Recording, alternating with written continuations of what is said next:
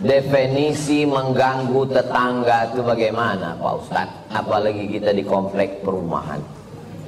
Saya terganggu tuh dengan tetangga saya ini Pak Ustadz. Kenapa kau terganggu? Bininya cantik kali. Cantik ciptaan Allah. Kalau bini itu cuma ditengok aja bisa dia hamil. Jelas? Tak jelas juga payah lah jelasnya. Anak saya tuh amal saya. Jadi yang tak punya anak atau meninggal jomblo, tak usah takut, kami mendoakan. Ini ustadznya emosi, tidak emosi. Memang begitu dia kalau menjelang sarapan itu memang begitu.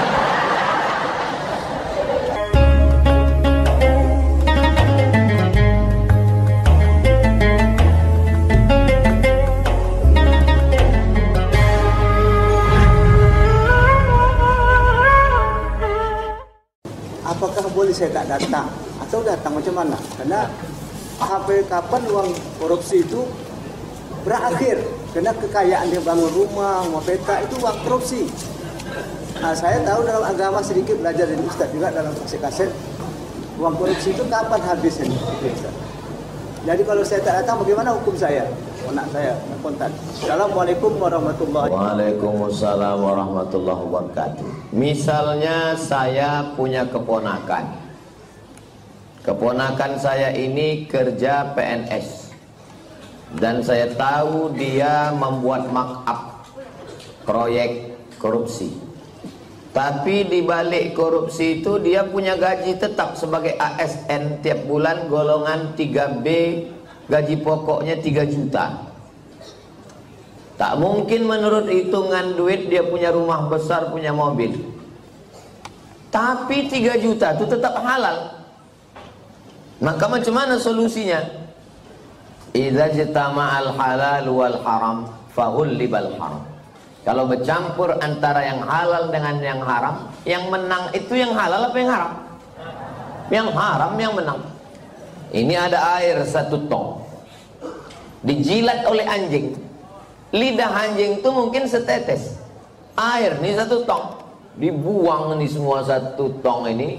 Fa'ahriku kata Nabi, tumpahkan, dibasuh dengan 6 kali air suci biasa tambah 1 air tanah. Jadi kalau berjumpa yang halal dengan yang haram, yang menang bukan yang halal kecuali air yang lebih dari 2 kula. Tapi yang menang adalah yang haram. Nah, macam mana saya mau datang ke rumah dia, mau minum teh, makan lontong sayur, ketupek gulai paku?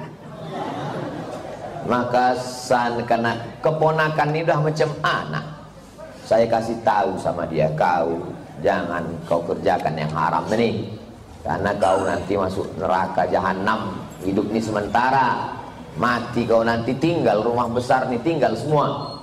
Tapi rupanya dia degil, dilawannya pula saya. Maka pas acara anaknya nikah diundangnya saya. Maka saya bilang, aku mau datang ke rumah kau kalau kau sediakan nasi bungkus yang kau beli dari gaji kau yang 3 juta. Kalau dari duit yang subhat yang haram itu kau sediakan, aku tak datang. Kalaupun aku datang tapi jangan kau tersinggung, aku tak makan nanti. Kata dia, datanglah Wak. Dia manggil saya Wak. Kalau Wak tak datang, bagus, tak berkurang nasi aku gitu. Menjaga diri dari makan yang haram hukumnya wajib. Atib mata'amak, jaga makananmu, takun mustajabat dakwah, doamu akan dikabulkan Allah. Kulu, makanlah min thayyibat, yang halal, yang baik. Jangan makan dari yang haram. Kalau udah tahu orang riba, rentenir, lintah darat, jangan bertamu lagi ke rumahnya. Kalau diundangnya Pak Ustaz, datang, tapi jangan makan. Mana bisa? Bisa. Saya setiap diundang di bank konvensional, berapa bank konvensional di Pekanbaru nih undang saya, datang saya tausiah. Dikasihnya air putih, tak saya minum. Dikasihnya saya kue kotak, tak saya makan. Disuruhnya bawa balik, bawa ya Pak, saya bawa. Pas di lampu merah, saya kasih sama orang lampu merah. Dikasihnya duit, saya ambil. Kasih orang duit, saya ambil. Di rumah saya buatkan 1 kotak khusus, kotak duit haram. Bertumpuk duit-duit dari orang bank konvensional. Habis itu kata Syekh Yusuf Qardawi, bunga bank dalam fatwa mu'asirah tak boleh dimakan, dibagikan untuk masalih ammah, kepentingan umum. Apalagi ini udah dekat, tak lama lagi datang duit haram, datangan duit haram ini biasanya datang 5 tahun sekali. Serangan fajar namanya. Kira-kira nanti kalau datang itu jamaah An-Najah mengambil atau tidak?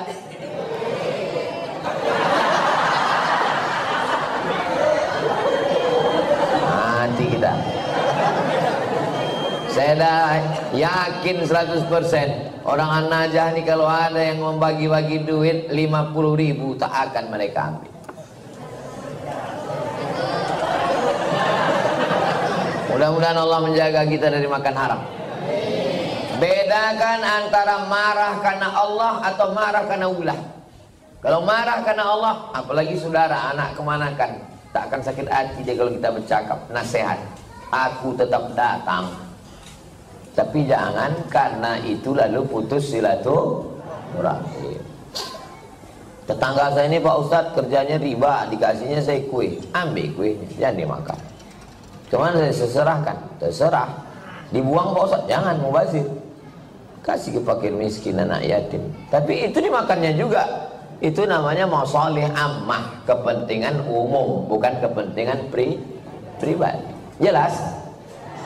Jelas. Patutlah Ustaz tak mau minum dari tadi. Inilah, nanti ini jamaah ini mudah ada yang ambil kesimpulan. Cuma saya Bismillah.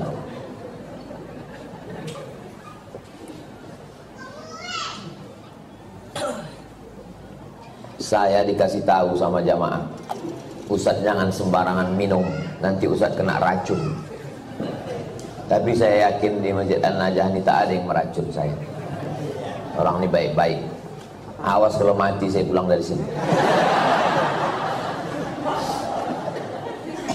Ada ibu-ibu, nenek membawa cucu ke masjid, sedangkan cucunya itu meribut, dibiarkannya lari-lari, mengganggu konsentrasi kita sholat atau dengar ceramah. Saya balik ke Pekanbaru ini 2008, sekarang sudah 2025, belum pernah sekalipun marah karena anak menjerit lari-lari, belum pernah sekali. Kenapa Ustaz tak pernah marah? Karena budak itulah nanti yang akan meramaikan masjid. Kalau kita marah ke budak-budak kecil, siapa yang akan sembahyang ke An-Najah ini nanti? Ada masjid itu kadang tak ada suara anak-anak, sepi, atuk-atuk semua. Patutlah tak ada ribut, batuk aja isinya. Cuman kadang kan tak semua emosinya bisa stabil macam Ustaz Somad. Makanya win-win solution, jalan tengah, macam yang dibuat di Masjid Agung An-Nur. Dulu Masjid Agung namanya, sekarang berubah Masjid Raya. Yang level provinsi Masjid Raya, yang level kabupaten kota Masjid Agung. Dulu Masjid Agung An-Nur itu, saya kan rutin jadwal di situ. Waktu tarawih, pulang saya tarawih, anak-anak saya tengok dibuat satu sop khusus di belakang. Heran saya, kenapa anak-anak ini tak meribut? Rupanya ada satu petugas pakai baju hijau, membawa rotan sebesar ini. Dia tak sholat, dia khusus mengawas. Pas saya jumpa, pas saya tengok gini, senyum dia. Ustaz, saya bilang, mau kau bantai anak-anak? Enggak Pak Ustaz, kalau saya pukul marahlah ayahnya. Jadi untuk nakut-nakuti aja. Bagus. Jadi nanti diangkat ada satu security khusus untuk anak-anak. Jangan anak diletakkan di celah. Letakkan celah. Pertama, anak ini memutus sop, kecuali anak saya. Anak saya tak memutus sop. Kenapa? Karena ujung senapan angin sudah dipotong. Karena di dalam itu ada najis. Yang kedua, kenapa anak ini diletak di samping? Anak ini belum memayis. Macam mana cara membedakan udah memayis sama belum? Kalau dia meribut, kita gini kan, itu udah memayis. Tapi kalau dia meribut, kita gini kan, dibalasnya balik, kawa. Nah, tuh, jangan dibawa. 4 tahun ke bawah tak bisa. Dibawalah budak umur 3 tahun, diletakkan di celah samping kita. Begitu kita takbiratul ihram, Allahu Akbar, dia pun berjalan, berlari. Di samping ini ada atu-atu yang kacamatanya di bawah. Asal budak ni lalu, atu ni takut. Kata dia. Itu waktu salam tuh cuman sekali aja salam. Salam tuh ke kanan cuman. Assalamualaikum warahmatullah. Apa? Berkelayok di masjid. Kalau ada di perumahan ini 100 orang, yang ke masjid itu 50, sudah banyak kali itu. Yang 50 ini pun berkelahi pula lagi di masjid. Bertinju di masjid gara-gara budak berkelahi. Apa kata orang yang tak sembahyang? Untung kita tak ke masjid. Tolonglah kita jaga persatuan ini. Bisa dipahami? Jelas. Insya Allah kalau saya ceramah jelas. Kalau ada orang bilang sok somat itu tak jelas, telinga kau kokak.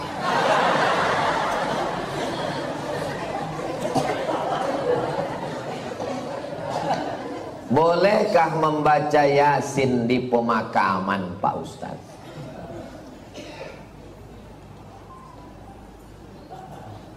Kata Imam Nawawi, meninggal tahun 676. Nama kitabnya Riyadhus Shalihin min kalami Sayyidil Mursalin. Dia mengutip pendapat Imam Syafi'i. Wa qala Syafi'i, Imam Syafi'i berkata, wa in khatimul Qur'ana kullahu kana hasanan. Seelok-eloknya, sarancak-rancaknya dikhatamkan sakhatam Quran, bukan surat ya, sakhatam Quran. Saya tak bisa membacakan sakhatam Quran di makam emak saya karena makamnya di Sumatera Utara. Saya mau pergi, saya membaca di rumah. Di makam saya minta ada orang membacakan sekhatam di makam almarhumah emak saya, mengamalkan fatwa Imam Syafi'i. Yang seelok-eloknya dikhatamkan di kubur itu sekhatam. Kalau tak sanggup sekhatam, maka bacalah hatinya Al-Quran. 30 juz 114 surat tuh, mana hatinya? Wa qalbul Quran ya. Itulah mengapa kalau kita ziarah kubur membaca surat ya. Ada 3 hati. Yang pertama qalbul Quran, yang kedua qalbul lail, yang ketiga qalbud da'i. Qalbul Quran, hatinya Quran, Yasin. Qalbul lail, hatinya malam, sepertiga malam, jam 2. Qalbud da'i, hati orang yang berdoa ketika tahajud. Berjumpa 3 hati. Hati Quran, hati malam, hati manusia. Maka kata Imam Az-Zabidi dalam kitab Syarah Ihya Ulumuddin, mungkin terkabul doa kalau ketemu 3 hati. Maka bacalah surat Yasin pada saat tahajud malam. Habis itu berdoa kepada Allah. Apa kata Imam Ibnu Katsir tentang surat Yasin? Ma quri'a fi amrin asirin illa yassarahullah. Kalau dibacakan kepada perkara yang sulit, yang susah, dimudahkan Allah. Maka kalau saya ziarah kubur, saya baca Yasin, Al-Fatihah, Qul huwallahu 3 kali, Al-Falaq sekali, An-Nas sekali, pangkal Al-Baqarah sampai wa ulaika humul muflihun, ayat kursi, ujung Al-Baqarah lillahi mafis 3 ayat, habis itu tahlil afdalul dzikri fa'lam annahu la ilaha illallah, habis itu hadiahkan pahalanya.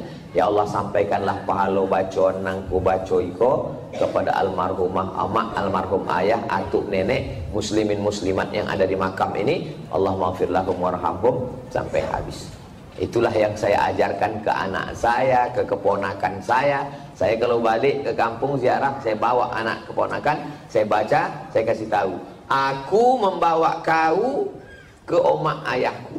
Nanti kalau aku mati, buat pula macam yang ku buat ini. Bawa anak bini kau ke kubur aku. Paham? Yo, katanya. Begitulah yang kita baca dalam ulama-ulama Imam Nawawi.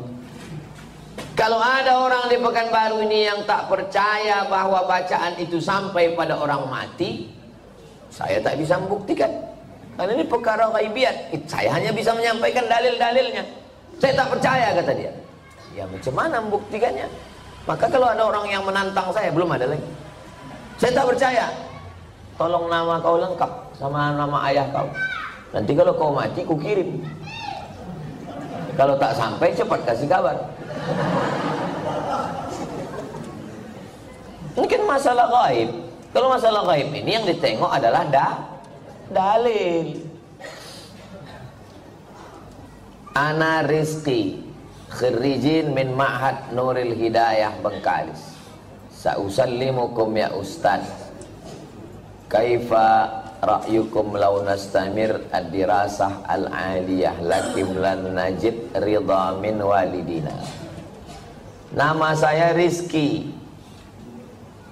Khirijin jamak, mufrad khirijun.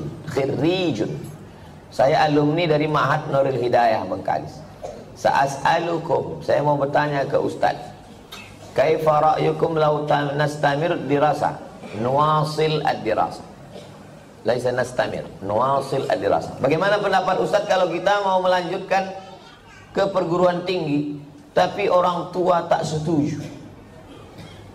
Mau melanjutkan perguruan tinggi fil kharijid daulah, mau keluar negeri, tapi emak dia tak setuju. Saya ini adik-beradik dua. Saya anak pertama, adik saya berdua cuman. Laki-laki dua-duanya.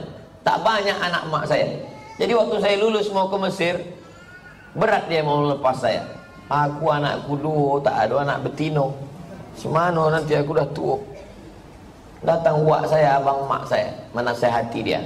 Harimau mati meninggalkan belang, gajah mati meninggalkan gading, manusia mati meninggalkan hutang.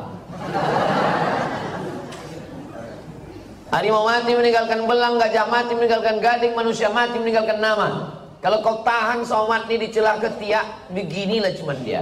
Tapi kalau kau lepaskan diri belajar, jadi orang dia, mengajar dia, mengalir pahalanya sampai hari kiamat. Betul cakap uak saya. Sampai hari ini di mana aja saya tausiah, pahalanya mengalir ke makam almarhumah emak saya. Maka ibu-ibu yang sayang ke anak, bukan kalian siapkan anak dalam kelambu, bukan kalian suapi, lepaskan dia sejauh mata memandang. 4 tahun aku tak balik. Kenapa tak balik? Ongkos mahal. Sampai terpikir juga di kepala, jangan-jangan aku anak angkat, anak adopsi. Balik.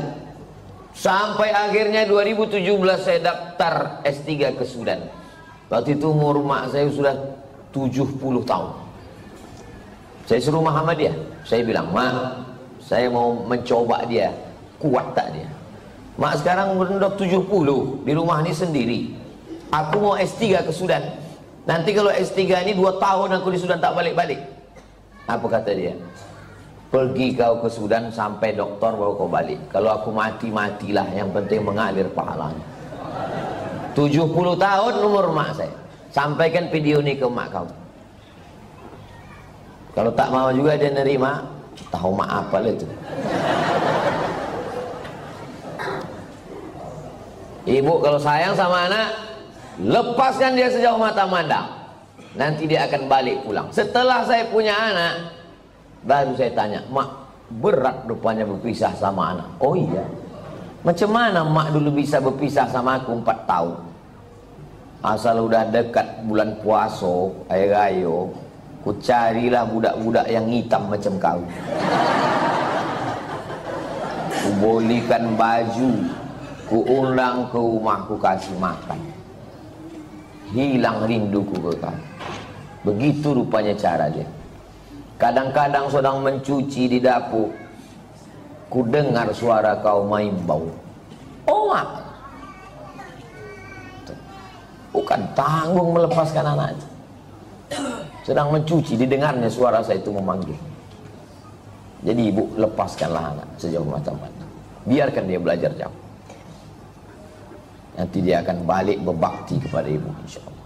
Disenangkannya hati ibu. Dan kalian yang kuliah juga cita-cita tak usah banyak-banyak. Cita-cita satu aja, untuk menyenangkan orang tua. Saya dulu tak tahu mau jadi apa. Tak terpikir saya akan tabligh akbar, tak ada. Yang saya fokus adalah aku mesti kuliah S1, S2, S3 nanti kalau sudah dapat ku ijazah 3, ku bawa ijazah ni ke Malaysia, aku mau jadi dosen, sesudah aku dapat duit akan ku senangkan oma ayah. Itu cuma, tak banyak, tak lain. Maka tak pernah saya berdoa lebih, karena semua yang dikasih Allah lebih dari yang saya minta.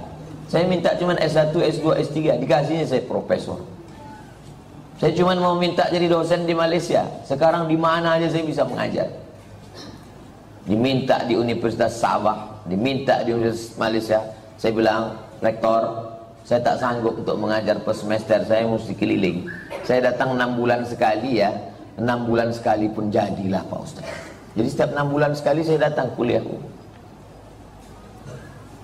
Bahagiakan orang tuamu, lepaskan anakmu wahai bapak ibu. Sejauh mata memandang di hari petang dia akan pulang, dia tahu di mana letak sarangmu. Mati kalian mengalir amal jariahnya insyaallah.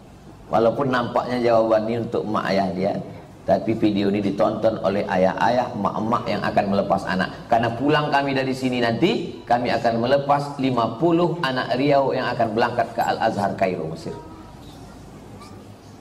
Seminggu yang lalu saya di Makassar, melepas 50 anak Makassar yang akan berangkat ke Mesir.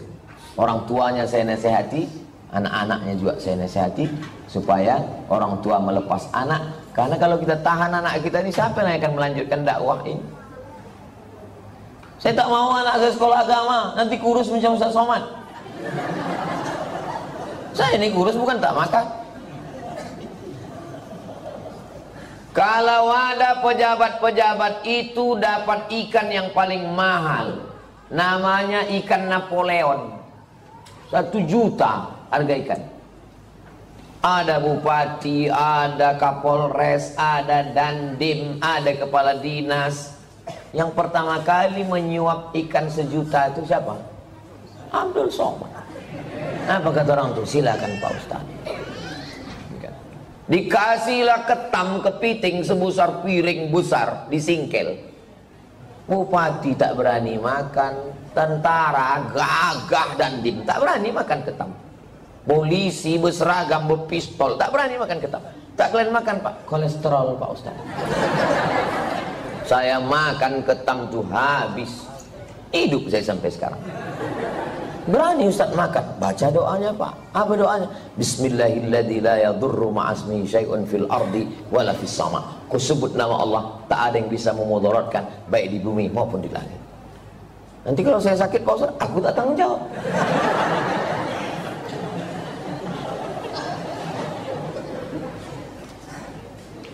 Definisi mengganggu tetangga itu bagaimana Pak Ustaz? Apalagi kita di komplek perumahan.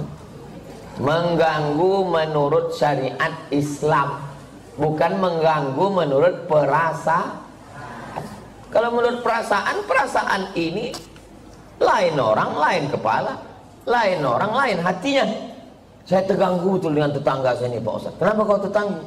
Bininya cantik kali. Cantik ciptaan Allah. Jadi yang maksud mengganggu itu adalah kalau bertentangan dengan syariat Islam. Saya terganggu dengan tetangga saya ini Pak Ustaz. Kenapa? Melihara anjing dia Pak Ustaz. Oh, dalam Islam melihara anjing hanya boleh untuk menjaga kebun dari pencuri. Tempat kita aman, rumah rapat, maka tak ada alasan. Maka kita lapor ke RT RW, musyawarah, dudukkan bersama. Kadang jamaah ini mau mengambil hukuman segera, saya racun aja lah Pak Ustaz. Dipasang racun, rupanya anjing itu tak makan, ini makan kucing, awak mati kucing. Dimusyawarahkan. Wa amruhum syura bainahum. Hari libur, hari Ahad, rumah dekat-dekatan, dipasanglah lagu pum pam pum pam pum pam. Belilah earphone. Berapalah harga earphone? Dengar sendiri. Pum pam.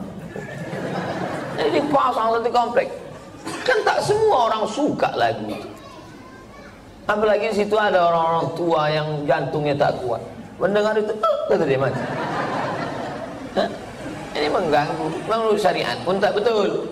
Nah, maka menurut syariat agama Islam, rumah berdekatan, sempadan cuma dinding, dinding pun tak penuh ke atas, ditanamlah pula pokok mangga pas. Buahnya apa tak asal menengok meniti air. Nah, ini mesti menjaga. Maka kata Nabi, idza tabakhta, kalau kau memasak, fa'aksir ma'aha, banyakkan kuahnya. Pesan Nabi ke tetangga, kalau kau masak banyakkan kuahnya. Untuk apa? Berbagi ke tetangga, menyambung tali silaturahim. Kata almarhumah mak saya dulu, kalau tak menjulur labu, tak menjulur kundur.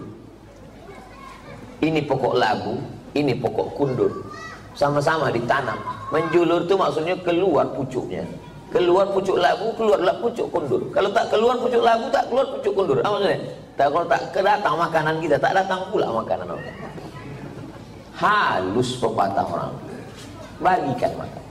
Kata Nabi kuah, tapi yang pula gara-gara ceramah nih kuah aja.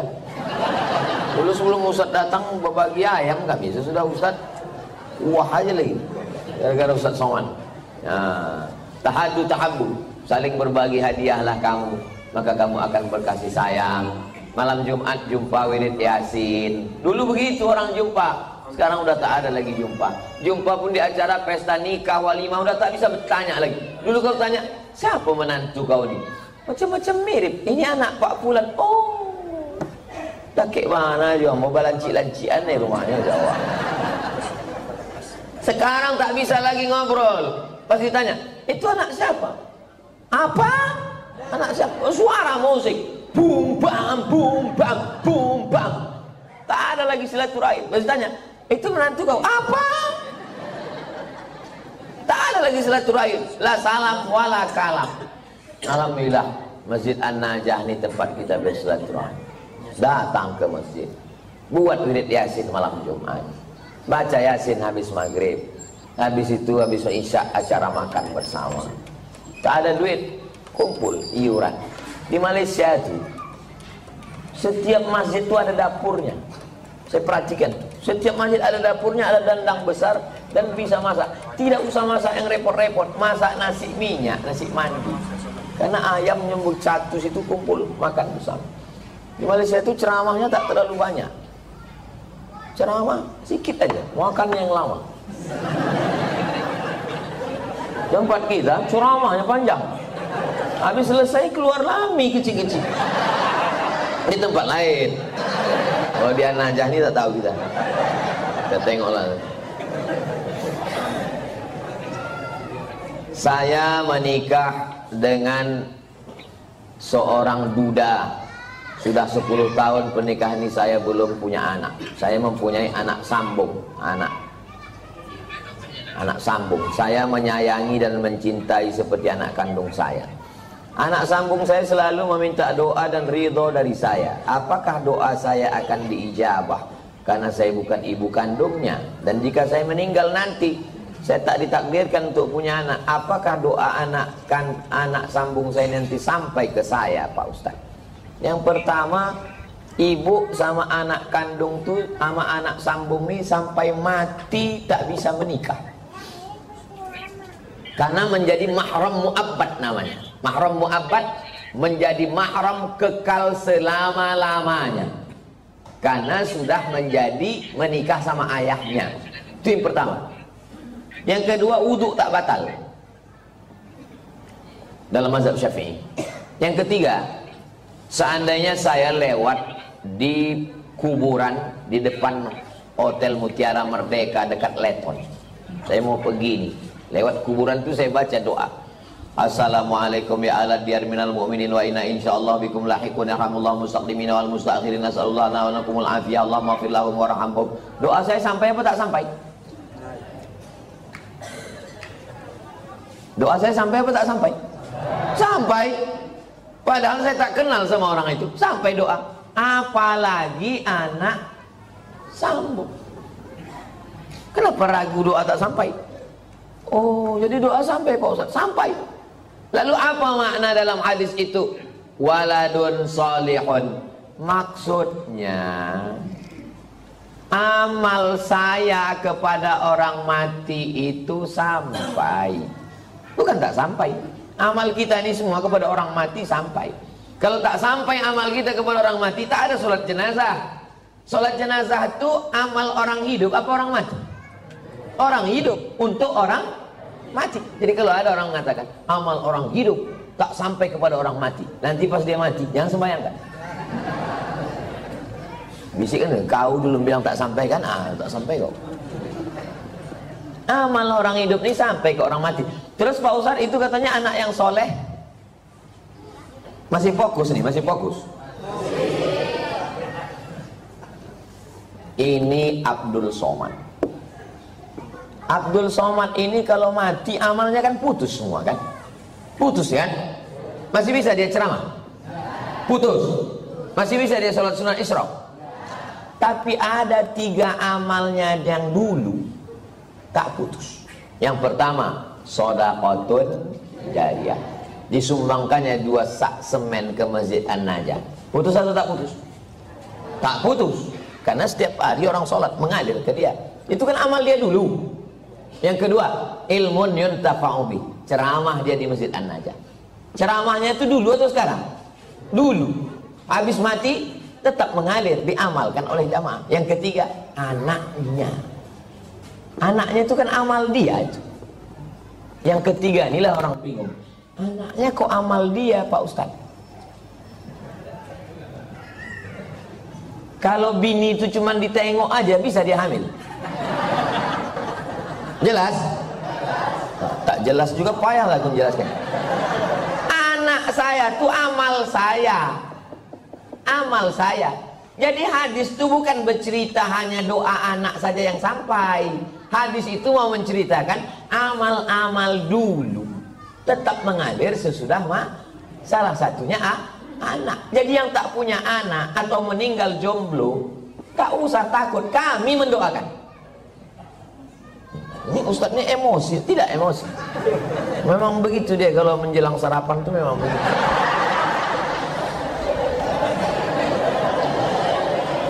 Seumur-umur saya membaca pertanyaan, inilah tulisan yang paling cantik. Cantik kan? Cantik kan? Bisa pula rapi menulis. Saya bolak-baliklah menulis rapi, tak bisa-bisa. Memang irilah saya menengok tulisan. Mudah-mudahan anak saya bisa cantik tulisannya begini. Assalamualaikum, berapa kali dah dia mencobanya nih. Assalamualaikum warahmatullahi wabarakatuh. Waalaikumsalam. Alhamdulillah wa syukurillah.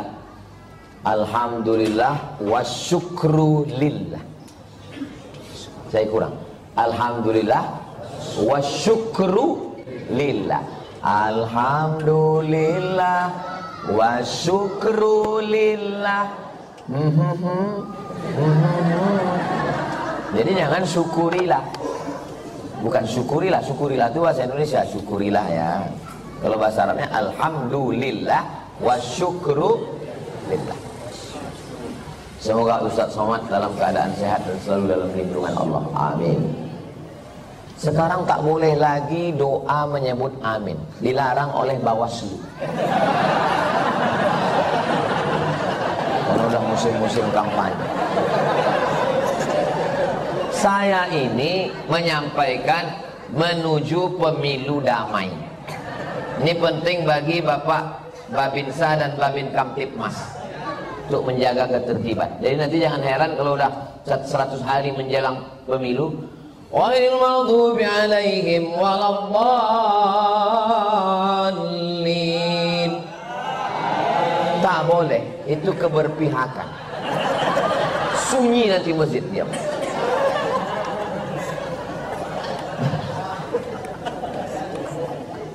Saya mau bertanya Pak Ustaz, kiat-kiat agar ikhlas menerima ketetapan takdir Allah dan tetap berprasangka baik kepada Allah. Mohon doanya Ustaz untuk seluruh istri pejuang garis 2. Pejuang garis 2 itu maksudnya yang belum hamil. Kalau udah dipakainya tes spek itu kan 2. Ini penjelasan bagi yang belum berbini. Yang udah berbini pun tak paham juga. Bagaimana cara kita biar supaya rela menerima takdir Allah?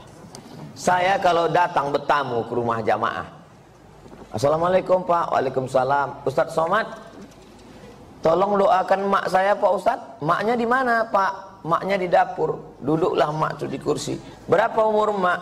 80. Belum bisa saya menerima. Karena mak saya meninggal umur 70. Dalam hati saya tetap, kok hidup mak dia, kok mati mak aku?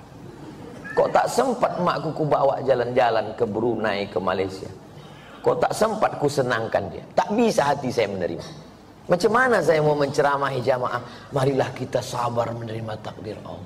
Saya aja tak sabar. Tapi cara Allah menghibur saya. Habis saya tausiah, datang ibu-ibu. Ustaz, tolong doakan keponakan saya. Keponakan ibu ini kenapa? Ayahnya meninggal, emaknya meninggal, dia hidup sebatang kara. Anak SD kelas 2. Oh, aku sempat aku serumah 11 tahun sama emakku. Dari 2008 ke 2019. Ini budak nih kelas 2 SD sebatang kara. Ternyata yang membuat kita bisa sabar itu adalah ketika membandingkan dengan orang lain. Begitu cara Allah mengajar saya. Ayat tak mempan, hadis tak mempan. Kenapa tak? Saya yang berceramah, saya yang nyuruh orang sabar. Tak bisa saya terima. Tapi begitu dijumpakan Allah, oh rupanya. Maka diantaranya yang membuat kita kuat ini adalah dengan memperbanyak bercerita dengan orang. Kita ini kalau banyak bercerita, ngobrol dengan orang, itu menyadari betapa besarnya nikmat Allah kepada kita. Aku pula bisa begini-begini, kawan ini tak sempat berbakti, jumpa pun tak sempat. Yang kedua, bagaimana caranya? Caranya adalah menguatkan dalam hati bahwa innallaha katabal maqadir, Allah sudah menuliskan takdir 50.000 sana, 50.000 tahun qabla an yakhluqas samawati wal ard. Sebelum Allah menciptakan langit dan bumi, Allah sudah menuliskan takdirku 50.000 tahun sebelum Allah menciptakan langit dan sengaja dihunjamkan terus ke kepala. Abdul Somad, Allah sudah menuliskan 50.000 tahun sebelum menciptakan langit dan bumi bahwa kau sama emak kau itu cuma sampai 2019. Lebih dari itu bukan kuasa kau. Asal terlintas itu terus. Otak itu dihunjamkan dengan hadis itu. Yang ketiga, membuat sesuatu yang terus mengalir. Sedekah untuk santri, untuk Palestina. Asal teringat, baca Al-Fatihah. Teringat macam-macam, baca Al-Fatihah. Malam Jumat, baca Al-Kahfi, baca Yasin. Hadiahkan pahalanya. Undang anak yatim fakir miskin. 3 itulah cara untuk mengurangi beban hati kita. Allah berjanji kalau kita beribadah, falyabudu rabb hadzal bait, banyak-banyak beribadah. Allah cuma minta kita satu, ibadah. Balasannya Allah kasih 2. At'amahum min ju' wa amanahum min khawf. Kalau kau lapar, Allah kasih kau makan. Kalau kau risau, amanahum, Allah beri kau aman, tenang. Syaratnya banyak ibadah, perbanyak ibadah. Pagi sholat isyraq, sholat duha, malam bangun mandi, sholat sunat wudu, sholat sunat taubat, sholat sunat tahajud, sholat sunat hajat, zikir, banyak bertasbih. Zikir 3 pilihan, zikir banyak, zikir pilihan 3. Pertama istighfar, yang kedua sholawat, yang ketiga afdalul zikri fa'lam annahu la ilaha illallah. Astaghfirullahaladzim, astaghfirullahaladzim, astaghfirullahaladzim. Kalau tuan membeli peniti, jangan ditusukkan ke sayur kubis. Kalau mik sudah mati, tandanya waktu sudah habis.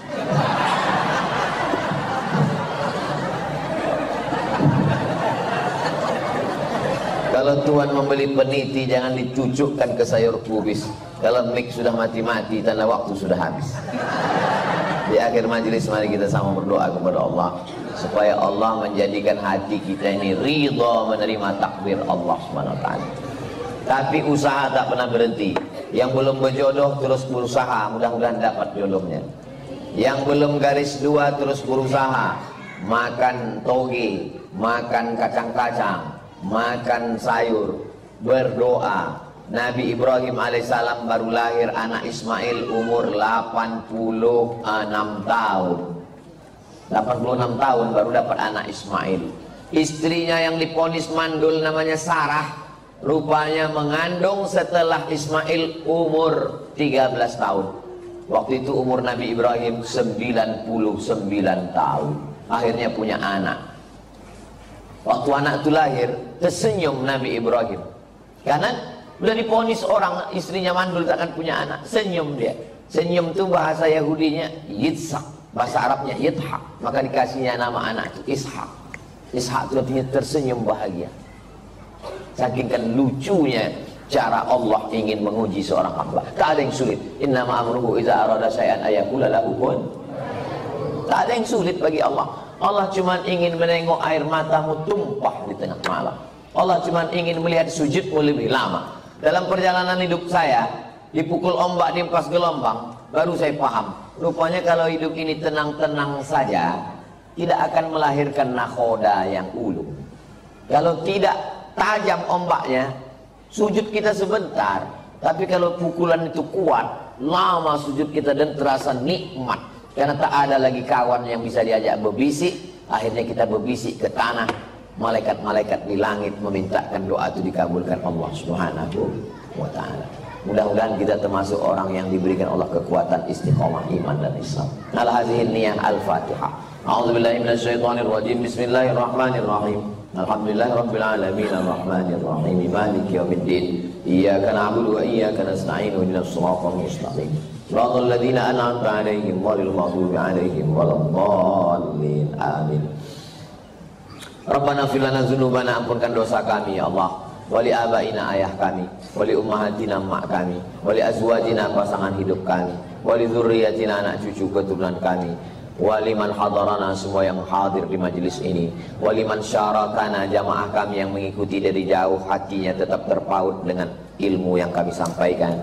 Waliman ahsana ilaina, orang-orang yang sudah berbuat baik pada kami belum sempat kami membalasnya. Wali jami'il muslimina wal muslimat wal mu'minina wal mu'minat al ahya'i minhum wal amwat bi rahmatika ya arhamar rahimin. Allahumma ansur ikhwanana al mujahidina fi Palestin. Tolong saudara kami yang sedang teraniaya di Palestina ya Allah. Wa dammir a'da'aka a'da'ad-din. Hancurkan Israel, musuh kami, musuh engkau, musuh semua orang-orang beriman ya Allah. Allahumma ja'al hadzal balada baladan amina. Jadikan bumi Lancang Kuning negeri yang aman dan damai. Baldatun thayyibatun wa rabbun ghafur. Allahumma dafa'anna al-wala' wal waba' wal fahsya' wal riba wal zina wal munkar. Selamatkan kami, keluarga kami, masyarakat kami dari riba, dari zina, dari narkoba, dari LGBT, dari perbuatan keji dan munkar. Allahumma khtim lana bi husnil khatimah wa la taqtim alaina bi su'il khatimah. Rabbana hab lana minas shalihin, jadikan anak kami anak-anak yang soleh dan solehah. Rabbana hab lana min azwajina wa dzurriyyatina qurrata a'yun waj'alna lil muttaqina imama. Allahumma la tadharhum fardan wa anta khairul warithin. Janganlah engkau biarkan mereka hidup sendirian, berikanlah mereka pasangan dan keturunan yang baik-baik ya Allah. Wafiqna lima tuhibbuhu wa tarda. Tanamkan taufikmu dalam hati kami supaya kami beramal dengan amal yang kau ridhai ya Allah.